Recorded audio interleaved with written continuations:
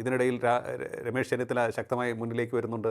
ഇനി രമേശ് ചെന്നിത്തല വലിയ ക്ലെയിമുകളുമായി മുന്നോട്ട് വരും. ഇത്തരത്തിലുള്ള കാര്യങ്ങളൊക്കെ തന്നെ പലരും ചൂണ്ടിക്കാണിക്കുന്നുണ്ട്.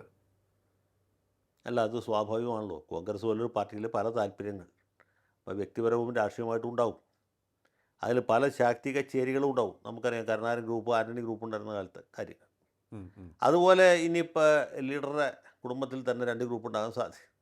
കോൺഗ്രസിനകത്ത് 3, 4, 5 ഗ്രൂപ്പുകളുണ്ടാകും. എ ഗ്രൂപ്പ്, ഐ ഗ്രൂപ്പ്, തിരുത്തൽവാദി ഗ്രൂപ്പ്, തിരുമൽവാദി ഗ്രൂപ്പ്, അങ്ങനെ പല ഗ്രൂപ്പുണ്ടാവും.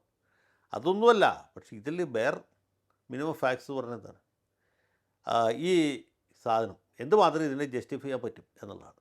അതൊരു പ്രധാനപ്പെട്ട കാര്യമാണ്. അപ്പോൾ ഇപ്പോൾ സതീശനെ ഇരുത്താൻ വേണ്ടിയിട്ട് ചെന്നിത്തല ചിലപ്പോൾ ഒരു കൈ കയറി കളിക്കണ്ടോ, അല്ലെങ്കിൽ ചെന്നിത്തലയുടെ താല്പര്യപ്രകാരം ജോസഫ് വഴക്കം ചെയ്യുന്നുണ്ടോ, അല്ല ഇവർ രണ്ടുപേരും ഇരുത്താൻ വേണ്ടിയിട്ട് സതീശനോ മറ്റാരെങ്കിലും എന്തെങ്കിലും നമ്പറുകളൊക്കെ ഇറക്കാം. അതൊക്കെ സ്വാഭാവികമായിട്ട് നടക്കാവുന്ന കാര്യം, ഏത് പാർട്ടിയിലും നടക്കാവുന്നതാണ്. ഈ പണ്ട് കോൺഗ്രസ്സിൽ മാത്രമേ പറ്റുള്ളൂ, ഇപ്പോൾ CPM അടക്കം എല്ലാ പാർട്ടിയിലും ചെയ്യാവുന്നൊരു കാര്യമാണ്.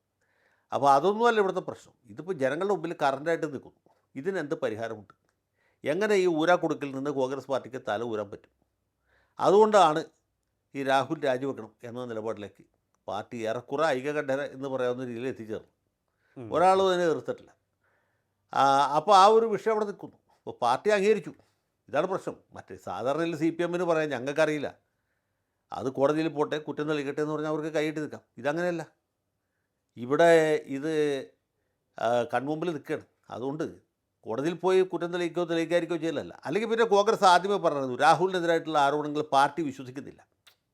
പാർട്ടിയെ സംബന്ധിച്ചുള്ള വിഷയമല്ല. അതിന് അയാളുടെ പേരിൽ ക്രിമിനൽ കേസ് എടുക്കട്ടെ, ശിക്ഷിക്കുകയാണെങ്കിൽ നമുക്ക് അപ്പം നോക്കാം. ഞങ്ങളുടെ അറിവിലും പരിചയത്തിലും ഇവിടെ രാഹുൽ ഒരു വിശുദ്ധനാണെന്ന് പറഞ്ഞാൽ മതിയായിരുന്നു. അത് പറഞ്ഞില്ല.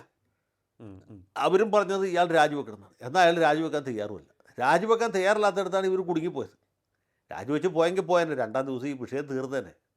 അടുത്ത പഞ്ചായത്ത് തെരഞ്ഞെടുപ്പ് വരുമ്പോഴത്തേക്ക് ജനങ്ങൾ മറന്നേനെ. പക്ഷേ ഇതിപ്പോൾ മറക്കാനോ പറ്റുകയില്ല. കാരണം ജനങ്ങൾക്ക് നേരിട്ട് അറിയാവുന്ന കാര്യമാണ്. അന്ന് മുതൽക്ക് ഈ സെക്കൻഡ് വരെയും ഈ വിഷയം തന്നെയാണ് ചർച്ച ചെയ്തുകൊണ്ടിരിക്കുന്നത്.